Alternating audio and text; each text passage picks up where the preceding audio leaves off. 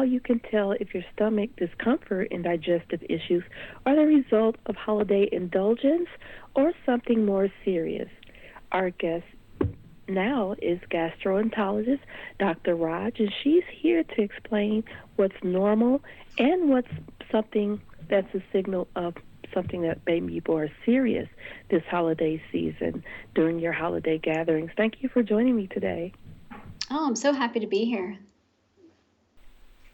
Now, first, doctor, can you tell if some stomach discomfort that you may be experiencing this holiday season as you go to your gatherings, how can you tell if that discomfort is from just normal digestive issues or if it's something of holiday indulgence or if it's maybe something even more serious than that? Yeah, it's a great question. And we have this stretch from Thanksgiving through New Year's Day, which is really just a whole stretch of overindulgence, as you said, and the parties and the events. And even during the pandemic, people still feel this license to kind of eat richer foods and sweets and things that they might normally not indulge in. They're going for it during this season. We know that. And so many people will experience some bloating or abdominal distress or pain. And the question is, when do we have to pay closer attention to it, or when can we chalk it up to just, eating the wrong things? And a couple things to look out for. One is the pattern and the frequency of your symptoms.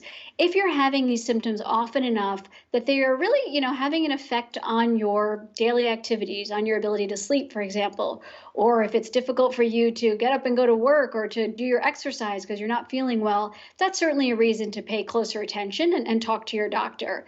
Another thing to pay attention to is the timing, and are there certain food triggers in particular that are causing you distress? So is it more often with dairy or more with wheat, or in a condition called EPI? Are you having more issues with fat content of your meals? These are also things to pay close attention to. Absolutely. Now, you discuss EPI could be a condition, and I know that's one, as well as even unknown Crohn's may go undetected. So for those who may struggle with stomach and digestive issues, can you provide some tips to help them make responsible meal decisions during this holiday season? Absolutely. So for all of us, there are some very useful tips during this time of year. And one is to not go to any holiday event or meal on an empty stomach. Because too often people think, well, if I skip breakfast and I skip lunch, then I can eat whatever I like later on. And then they pay for it afterwards because they feel really lousy.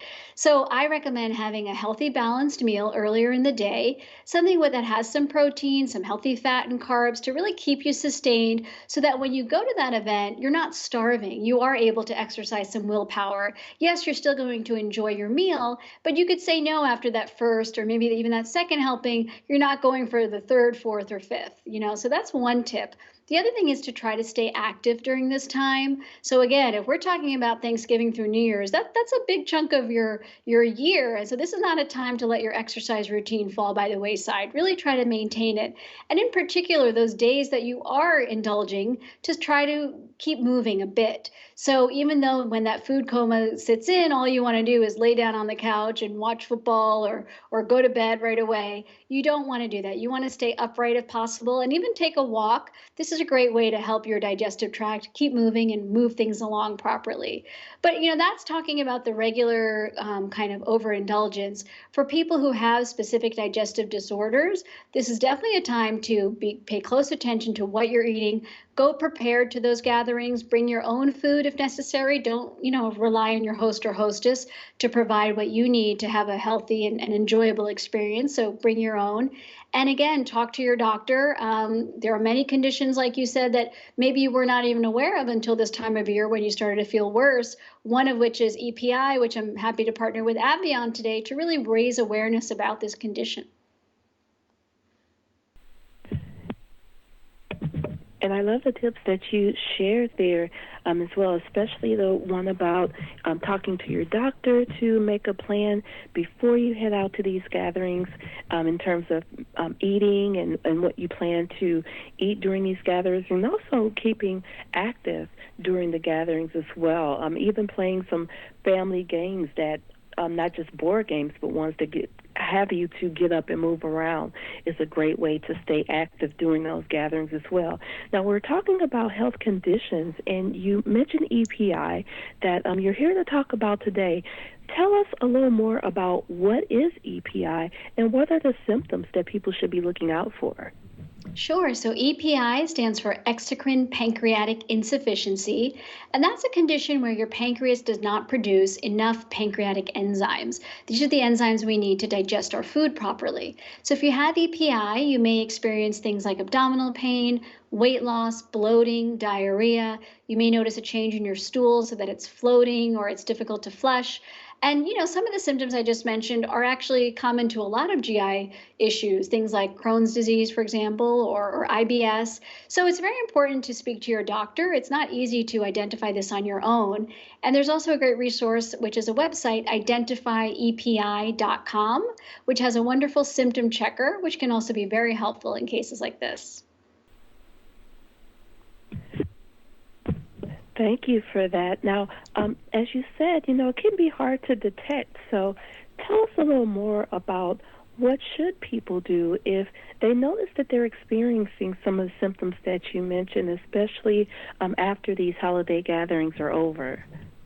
Well, one thing I find very helpful in my own practice is when patients have written down what they've been experiencing, because it's not easy when you go to the doctor. First of all, you're a little bit shy or embarrassed to talk about this stuff to begin with, and then you're trying to recall what happened 2 weeks ago, 3 weeks ago. It's not easy for any of us. So writing down when you don't feel well, what you experienced in terms of your symptoms and also what you ate that day. And a great way to keep track of this is actually use what's called a food diary, where you write down consistently for a week or two everything you eat every day and how you're feeling every day. And if you go to your doctor with that information handy, that's very helpful for them, because they have really all the tools they need, and conversation with you as well, to really get to the bottom of what's happening. Perfect. Thank you so much for everything you shared today. And for more information on everything we discussed, as well as to take a look to see if you may be suffering from EPI or just suffering from some of those symptoms, you can visit identifyepi.com. There's lots of information there, as well as resources to help you figure out if that's what you may be experiencing this holiday season. And then if you do experience these symptoms, definitely contact your healthcare provider so that they can go ahead and try to determine that for you and then make a plan for your health going forward. I want to thank you so much for joining me today, Dr. Raj. It's been a pleasure, and I wish you the happiest of holidays. Thank you very much. Happy holidays to you.